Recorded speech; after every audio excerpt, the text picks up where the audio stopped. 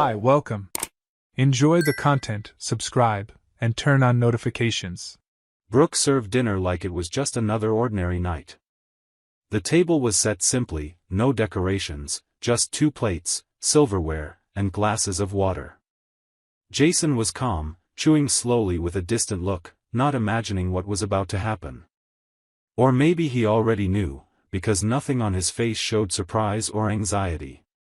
She, on the other hand, seemed to carry something inside, something on the verge of exploding. She held her fork with a certain stiffness, fingers slightly tense.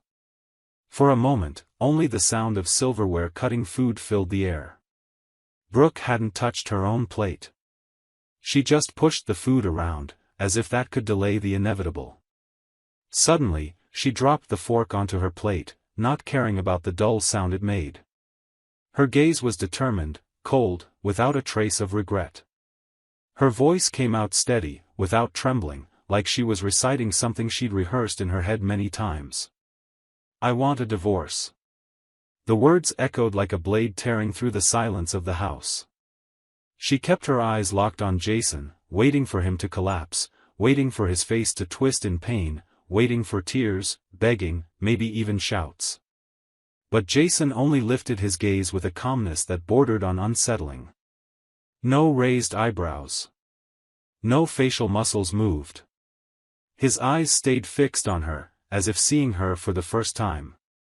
As if in that moment he finally understood who she really was. Brooke shifted in her chair, surprised by his icy reaction. Inside, she had braced for conflict, for an emotional spectacle, but all she got was silence. A silence that hurt more than any words could. Jason continued staring at her for a few seconds, in one of those moments when time seems to stretch.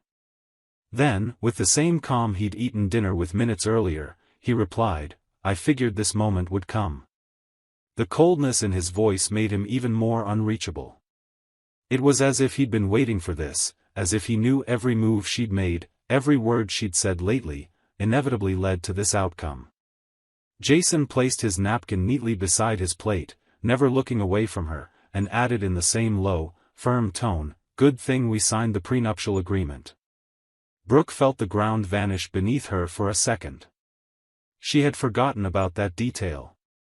Suddenly, the scenario she had carefully planned started to lose its shine.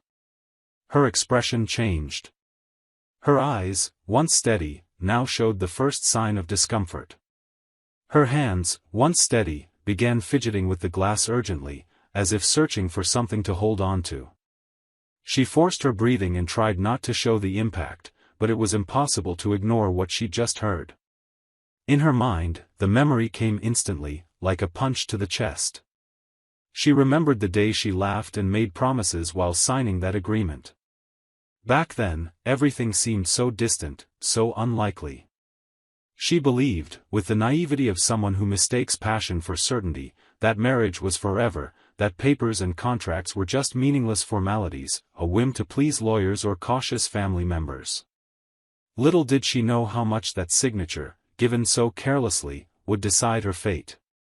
Jason, however, had always been careful. He didn't say everything he thought, but every decision he made was meticulous, calculated, thought through in every detail, and now she realized how much she had underestimated that. Forcing a bitter smile, trying to hide the nervousness building in her chest, she said, "You think that's going to protect you from everything?" Jason didn't answer. He simply stood up calmly, picked up his plate, took it to the sink, and returned to the table with the same serene expression of someone who already had control of the situation. He looked at her one last time and said, "I'm just getting started." The words were spoken with such conviction that Brooke, even without understanding exactly what he meant, felt a chill. With every second, she realized the game was far from in her favor. During that simple dinner, with no witnesses, she had believed she was taking the first step toward a new life, one in which she'd come out victorious, taking not only freedom but also material gains. But without realizing it, she had just opened the door to an abyss she hadn't imagined. As Jason cleared the rest of the table with measured movements, Brooke found herself, for the first time in a long time, completely speechless and with the clear sense that she had made the biggest mistake of her life. Dinner was over, but the air remained heavy. Brooke stayed seated, her gaze lost, trying to process what she had heard. Jason, with his usual calm, removed the plates and took everything to the sink. He didn't say another word. He acted like it was just another ordinary night. She watched him with a mix of disbelief and anger. Her mind, once so certain and confident, began generating scenarios, all revolving around the same fear, the prenuptial agreement.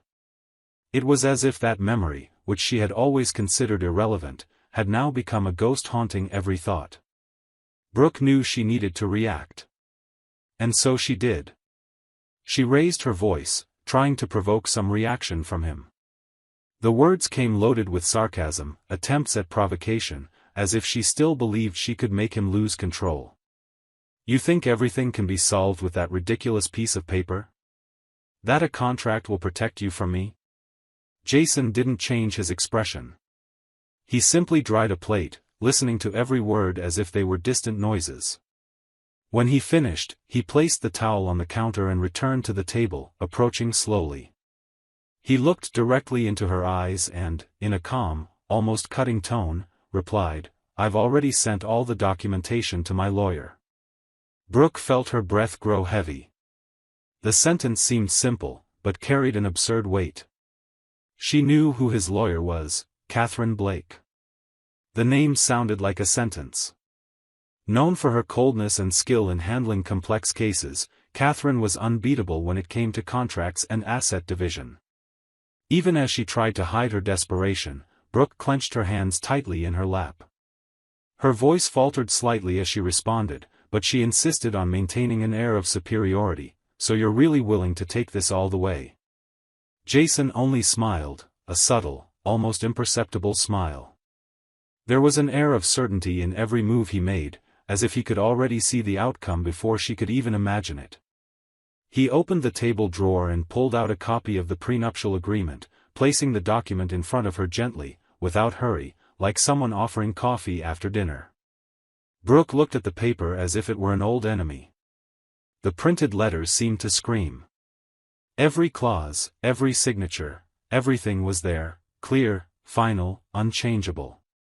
She flipped through the document with trembling hands, rereading passages she had never taken seriously.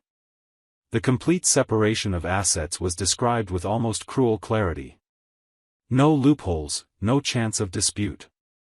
Inside, she cursed herself for being so naive. She remembered the laughter, the careless words when she signed. She thought she was too smart to worry about contracts, believing love would solve everything. Now, facing that paper, she felt trapped, as if she had dug her own pit. She tried to argue, but her words no longer had the same strength. With every sentence, Jason just listened without interrupting, without responding, as someone who knows time is on their side. In a final effort, Brooke tried to turn the tables. She made veiled threats, mentioned his company, hinted at trying to hurt him in other ways, as if she still had hidden cards. Jason showed no reaction. His gaze remained calm, cold, distant, like someone who's seen too much to be surprised by anything. She stood up, agitated, hurling sharp words across the room, hoping he'd crack. Jason, however, stayed seated, just watching, letting her exhaust herself. When silence returned to the room, he spoke again, now in a lower tone, but firm as steel. "What's done is done. You can kick and scream all you want. The contract is right here, and my lawyer knows exactly how to handle you." Brooke felt her face burn. For the first time, she realized she was losing. Her pride, inflated until then, began to crumble in the face of the reality around her. Jason stood up, put the contract back in the drawer, and before leaving the room, threw one last sentence without looking back: "This is just the beginning." The words echoed in her head like an inevitable condemnation. In trying to win, Brooke had started a game she would never be able to control. And now, every misstep she'd made in the past came back to haunt her with full force. After that night, the silence between them became an abyss. Brooke stayed in the house, moving through the rooms as if she still had some control over that space. But whenever she crossed paths with Jason, the tension grew. He, however, acted as if she weren't even there. He didn't argue, didn't question, didn't even look her in the eye. He simply followed his routine with a calmness that made her even more unstable. The next morning, Jason left early without saying where he was going. He took only a small suitcase, clothes for a few days, and some documents. Brooke watched him leave from the window, her heart racing, but stayed still, trying to convince herself it was just a bluff. She imagined he'd come back, that this was just theater to scare her. But he didn't return that night, or the following ones. Jason stayed temporarily in an apartment he owned, discreet, close to his company, away from curious eyes and with complete privacy. Meanwhile, his lawyer, Catherine Blake, handled the legal procedures with relentless rigor. Brooke, out of pride and stubbornness, refused to leave the house. She believed staying there was a way to show strength, as if it gave her some advantage. She spent days consulting other lawyers, looking for loopholes, trying to find any clause in the contract she could use in her favor. Each meeting ended the same way, with serious faces and direct answers, stating the agreement was too solid to be challenged. Time passed, and every attempt proved useless. The days began to weigh on her, and the house, once a refuge, started to feel like a suffocating prison. She felt the weight of isolation, surrounded by memories and the awareness that she was becoming more and more trapped. Jason, meanwhile, remained silent, acting behind the scenes with precision. He avoided any direct contact, leaving everything to be handled by lawyers.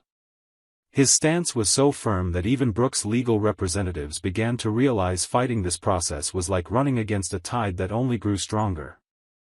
Days turned into weeks, until the court date was set.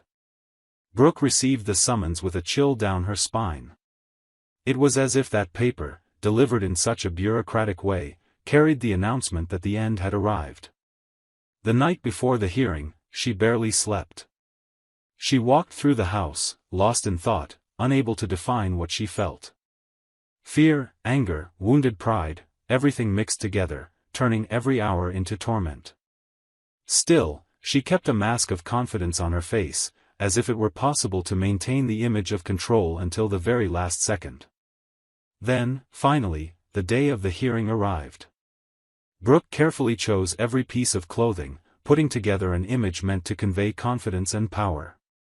She wanted everyone to see her as unshakable, someone who would never bow to circumstances.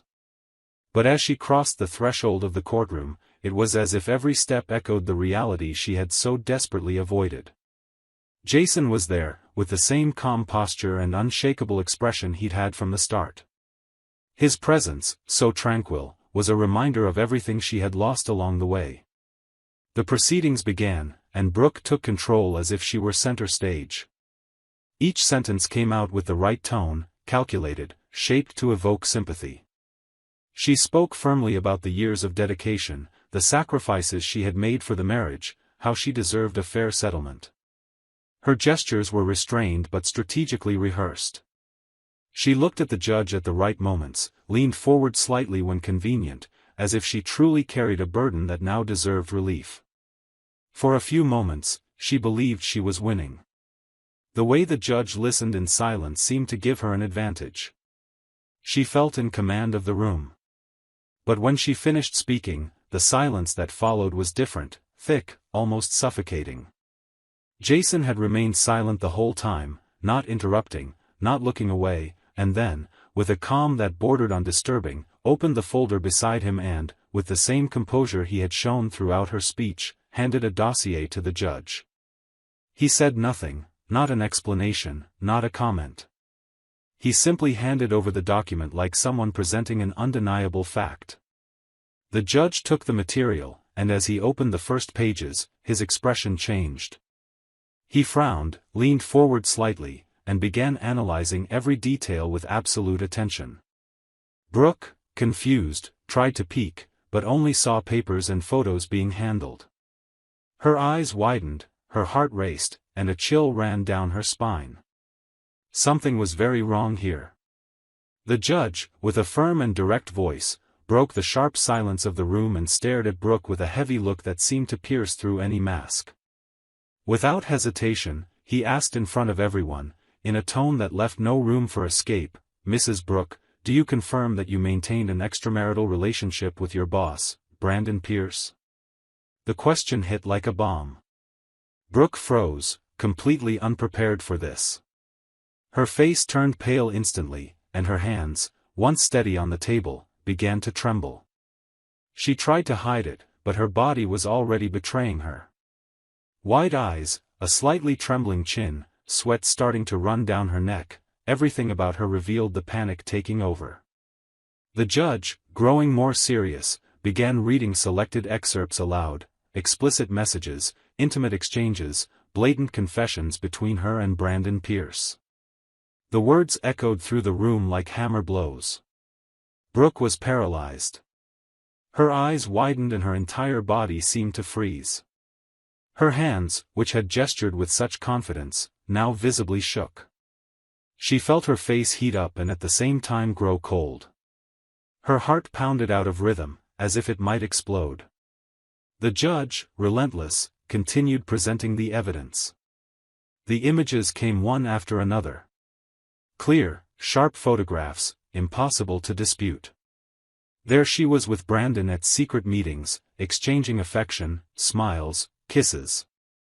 Moments she thought were well hidden were now exposed, cold and uncensored.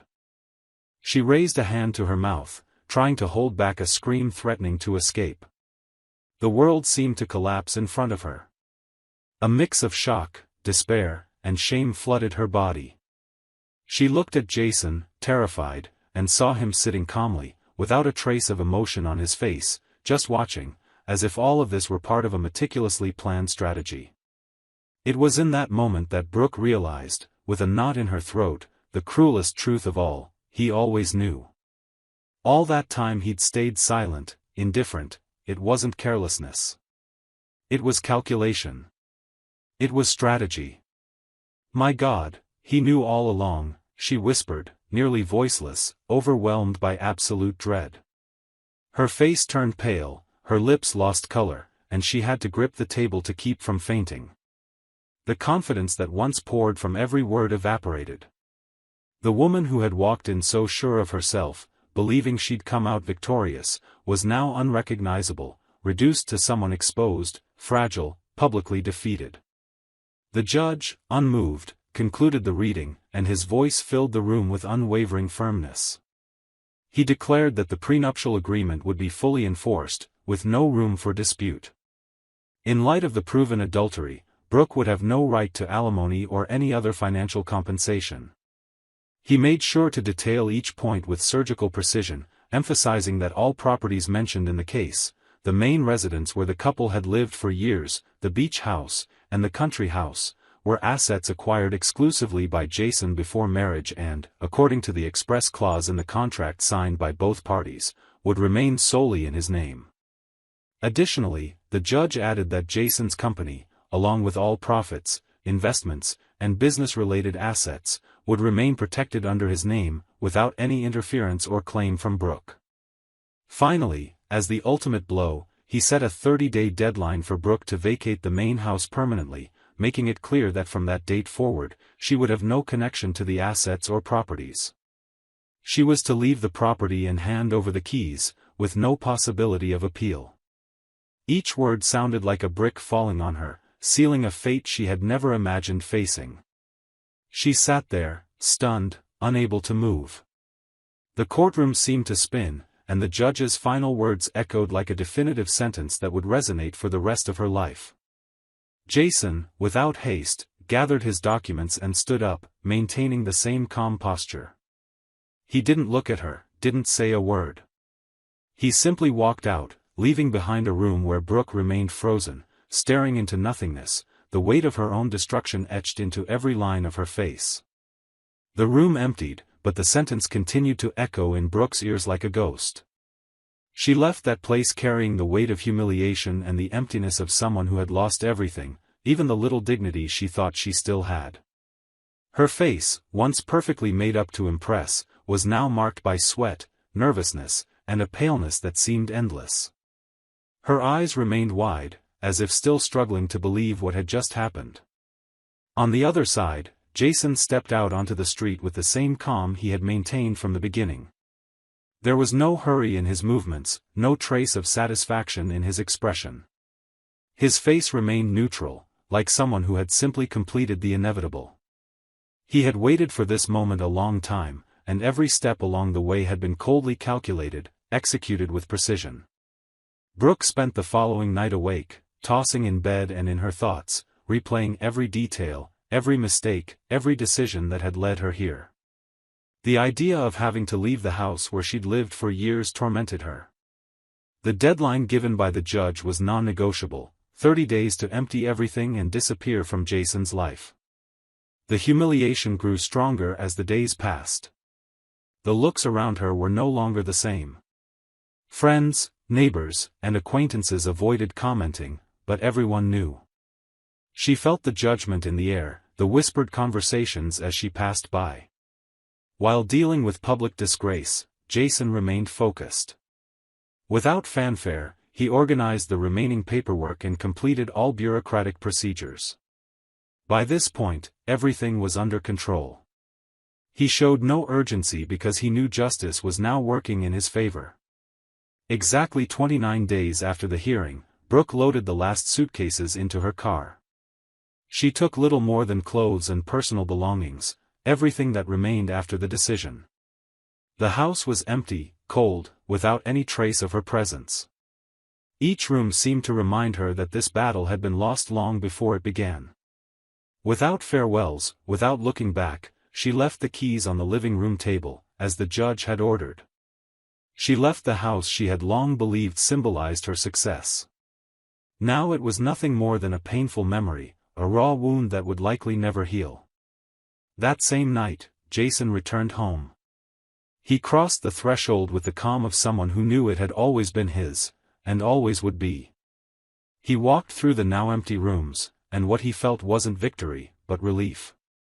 The house, the beach house, the country house, and the company, all remained intact, exactly as he had planned years earlier when he decided to protect his assets. But he still had one final move to make, and he didn't intend to keep it hidden. The next morning, with the same calm he had maintained throughout the entire process, Jason gathered the evidence from the case again. He separated the photos, messages, and documents. He prepared 2 envelopes, addressed them carefully. On the first, he wrote the name of the Human Resources Department at Brandon's company, detailing everything that had happened. On the second, he wrote, without hesitation, the name of Brandon's wife. He sealed each envelope, placed them side by side on the table, and for a brief moment, looked at both with the same serene expression of someone who already knows the ending. There was something symbolic in that scene, as if he were closing the final chapter of a very long book. Without delay, he sent the envelopes to their respective recipients. Hours later, the impact began to spread. Brandon's company received the material and, given the seriousness of the content, launched an internal investigation. The case didn't stay behind closed doors. Colleagues quickly found out, and Brandon, who until then believed he was above consequences, saw his reputation collapse overnight. But the most painful blow came when his wife, upon receiving the second envelope, discovered the entire truth. Brandon's marriage, just like Brooke's, collapsed just as quickly. He lost his job, lost his wife, and with that, lost everything he had tried so hard to hide. Meanwhile, Jason moved forward with the same unshakable calm. No speeches, no announcements, no public celebrations. He simply kept going, with the peace of someone who had turned the page without carrying any weight. Brooke, on the other hand, watched from afar, witnessing Brandon's downfall while trying to piece together her own life. With every new piece of news, she felt the sting of regret, knowing that all this chaos had started with her choices, and that now she had nothing left but shame and remorse.